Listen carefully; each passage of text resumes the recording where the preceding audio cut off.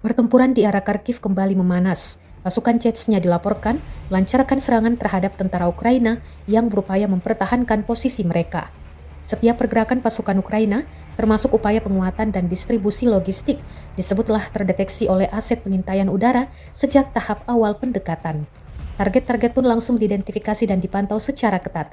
Koordinasi yang intens antara awak drone atau UAV dengan unit artileri membuat ruang gerak pasukan Ukraina semakin terbatas. Setelah koordinat ditentukan dengan presisi, serangan tembakan cepat segera dilancarkan.